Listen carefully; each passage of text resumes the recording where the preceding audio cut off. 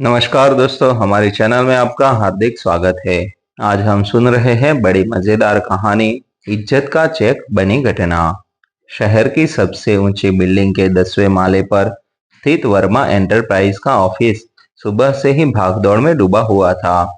कांच की दीवारों के पीछे चमकते केबिन, लैपटॉप की टकटक और फोन की घंटियों के बीच सब कुछ तेजी से चल रहा था। मगर उस चमक दमक के बीच रिसेप्शन के पास खड़ी एक बुजुर्ग महिला इस दुनिया के से बिल्कुल अलग लग रही थी। उनके पैरों में घिसे हुए चप्पल, कंधे पर पुराने कपड़े का झोला और चेहरे पर धूप में झली हुई लकीरें थी। उनका नाम शांति देवी था और वे शहर में अपने बेटे अर्जुन से मिलने आई थी। अर्जुन जो अब इस कंपनी का मालिक था और अपने कर्मचारियों के बीच एक सख्त और तेज तर्रार बॉस के रूप में जाना चाहता था। शांति देवी के चेहरे पर उम्मीद थी, मगर साथ ही झिझक भी थी, क्योंकि इतने बड़े ऑफिस में कदम रखना उनके लिए किसी अजनबी दुनिया में प्रवेश करने जैसा था। रिसेप्शनिस्ट ने जब उनसे पूछा कि किससे मिलना है, तो उन्होंने धीरे स्वर में कहा, बेटा, अर्जुन से मिलना है। मैं उसकी माँ हूँ। रिसेप्शनिस्ट ने थोड़ी हैरानी से उन्हें देखा और फिर इंटरकॉम पर सूचना दी। कुछ ही देर में केबिन का दरवाजा खुला और अंदर से अर्जुन बाहर आया। महंगे सूट में, हाथ में स्मार्ट वॉच और चेहरे पर हल्की चीट लिए हुए।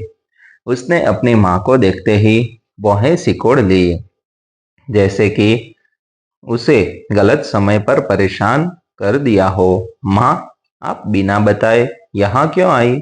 उसने धीरे मगर खिज भरे स्वर में पूछा। शांति देवी ने मुस्कुराकर कहा, बस बेटा, तुझे देखने का मन हुआ और थोड़ा जरूरी काम भी था। अर्जुन ने चारों तरफ देखा कि कहीं कर्मचारी उन्हें देख तो नहीं रहे। फिर झुंझलाते हुए बोला, चलो अंदर आ जाओ जल्दी। वे केबिन में पहुंचे, जहां चमचमाता फर्नीचर और महंगी खुशबू फैली हुई थी। शांति देवी ने अपने झोले को धीरे से पकड़ पकड़े रखा और कुर्सी के किनारे बैठ गई। उनकी आंखें बेटे को देख देख कर भर आ रही थी, मगर अर्जुन अपने लैपटॉप पर झुका हुआ था। तभी अचानक उसने इधर उधर देखा और भड़क उठा। मेरा पेन कहाँ है? अभी यहीं रखा था। उसने टेबल के कागज उलट पुलट किए, दराज खोली, फाइलें देखी। फिर अचानक उसकी नजर अपनी माँ के झोले पर पड़ी और बिना सोचे समझे उसने शक की निगाह से उन्हें देखा। माँ, आपने मेरा पेन तो नहीं उठाया? शांति देवी चौंक गई। नहीं बेटा, मैं क्यों लूंगी? अर्जुन का चेहरा और सख्त हो गया। माँ, आपकी ये आदत गई नहीं। गांव में भी छोटी छोटी चीजें उठाती थी, अब मेरे ऑफिस में भी। उसके शब्द तीर की तरह चुभे। शांति देवी के चेहरे का रंग उड़ गया। अर्जुन, मैं तेरी माँ हूँ, चोरी क्यों करूंगी? मगर अर्जुन जैसे सुन ही नहीं रहा था। ऑफिस के बाहर दो तीन कर्मचारी खड़े होकर झांकने लगे थे। अर्जुन ने गुस्से में कहा, मेरा महंगा पेन है, लिमिटेड एडिशन, मजाक नहीं है। उसने बिना इजाजत झोला पकड़ लिया और जोर से खींच लिया। शांति देवी ने रोकने की कोशिश की। नहीं बेटा, मत देख। मगर अर्जुन ने झोला जमीन पर उलट दिया। झोले से सूखी रोटियां, घर का बना आम का अचार, एक पुराना तौलिया और कुछ कपड़े गिर पड़े। ऑफिस के फर्श पर गांव की सादगी बिखर गई, मगर पेन कहीं नहीं था। अर्जुन का चेहरा एक पल को रुका, मगर उसका अहंकार अभी भी शांत नहीं हुआ था। उसने झोले में फिर हाथ डाला और एक सफेद लिफाफा निकाला। लिफाफे में एक चेक था। अर्जुन ने चेक को देखते ही भौहें चढ़ाई। ये क्या है? उसने जैसे ही चेक पढ़ा, उसकी सांस अटक गई। 20 लाख रुपए का चेक। उसके हाथ कांपने लगे। ये किसका है? शांति देवी की आंखों से आंसू बह निकले। उन्होंने धीरे स्वर में कहा, तेरा है बेटा। अर्जुन अवाक रह गया। मेरा? शांति देवी ने कांपती आवाज में कहा, मुझे गांव में पता चला कि तेरा बिजनेस मुश्किल में है, कर्ज बढ़ गया है, बैंक वाले तंग कर रहे हैं, मैंने सोचा माँ किस दिन काम आएगी। तेरे बापू की छोड़ी हुई जमीन थी, वही बेच दी और ये पैसे लेकर आई हूँ ताकि तू संभल जाए। अर्जुन के हाथ से चेक गिरते गिरते बचा। उसका गला सूख गया। आपने जमीन बेच दी? शांति देवी ने सिर झुका लिया। हाँ बेटा, वो जमीन तेरे लिए ही तो थी। मैं तो बस ये चेक देने आई थी। सोचा अचानक दूंगी तो खुश होगा, पर तूने उनकी आवाज भर आई। कमरे में सन्नाटा छा गया। अर्जुन की आंखों के सामने बचपन के दृश्य घूमने लगे। माँ खेत में काम करती हुई, खुद भूखी रहकर उसे खिलाती हुई, उसकी फीस भरने के लिए गहने बेचती हुई, और आज वही माँ उसके सामने खड़ी थी, अपमानित, रोती हुई। तभी केबिन का दरवाजा खुला और अर्जुन का पीए हांफता हुआ अंदर आया। सर, सर, वो पेन मिल गया। अर्जुन ने जैसे सपना देखा हो। कहाँ? ये बोला। सर, आप मीटिंग रूम में भूल आए थे, टेबल पर पड़ा था। ये सुनते ही अर्जुन का चेहरा सफेद पड़ गया। उसकी नजर माँ पर गई, जो अब भी आंसू पोंछ रही थी। ऑफिस के बाहर खड़े कर्मचारियों की फुसफुसाहट इसे चुभ रही थी। अर्जुन के अंदर कुछ टूट गया। उसका घमंड, उसकी जल्दबाजी, उसकी कठोरता, सब कुछ। उसे एहसास हुआ कि उसने क्या कर दिया। उसने अपनी ही माँ पर चोरी का आरोप लगा दिया। उस माँ पर जिसने उसके लिए सब कुछ कुर्बान कर दिया। अर्जुन के हाथ कांपने लगे। उसकी आंखें भर आई, मगर अभी शब्द गले में अटके हुए थे। पछतावे की आग उसके भीतर फैल रही थी, और वह समझ चुका था कि एक पल के गुस्से ने उसे कितना छोटा बना दिया है।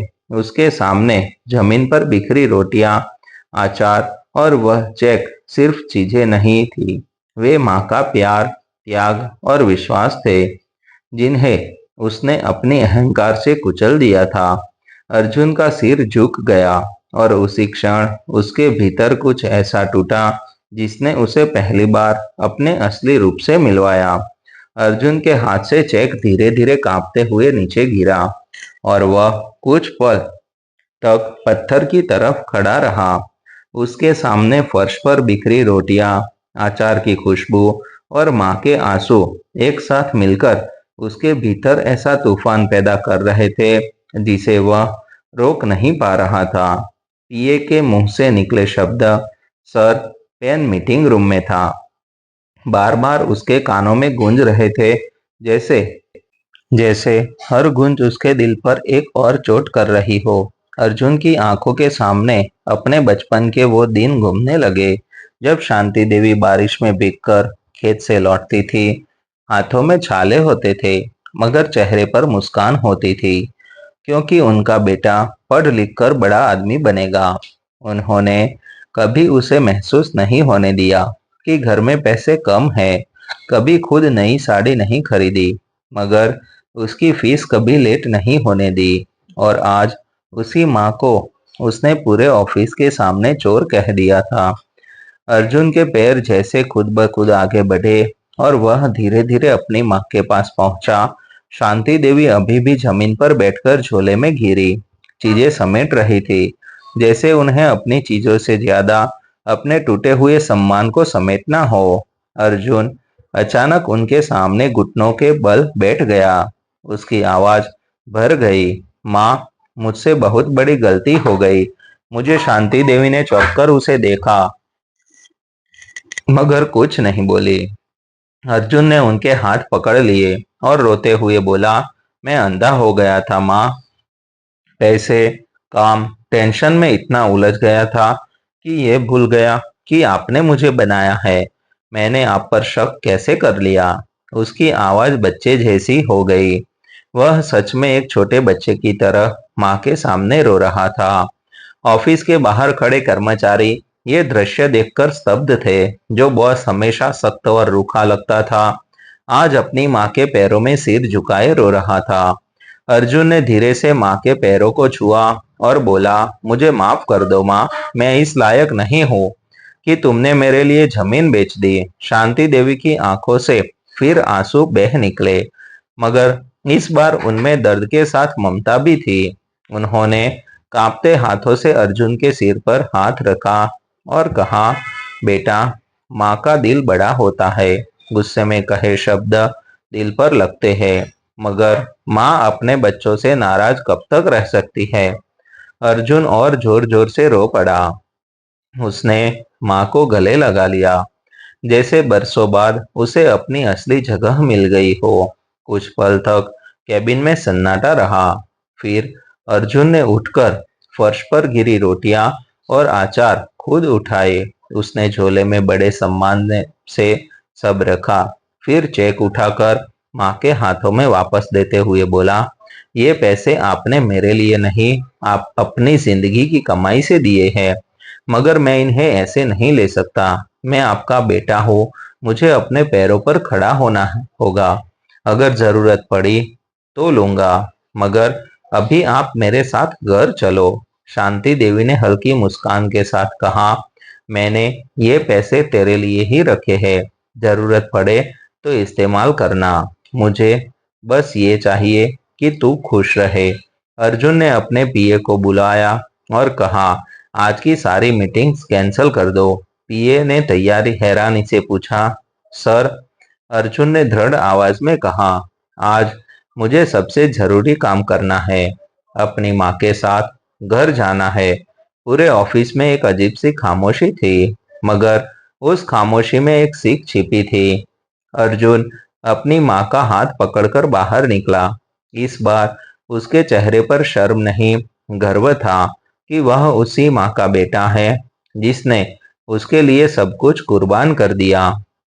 लिफ्ट के शीशे में उसे अपना चेहरा दिखा, एक सफल बिजनेसमैन नहीं, बल्कि एक बेटा जिसने आज अपनी गलती से सीख ली थी।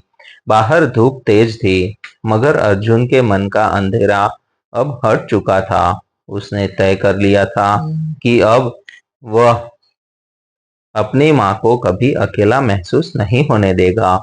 उस दिन ऑफिस के कर्मचारियों ने सिर्फ एक घटना नहीं देखी, उन्होंने देखा कि इंसान कितना भी बड़ा क्यों न बन जाए, माँ के सामने वह हमेशा बच्चा ही रहता है।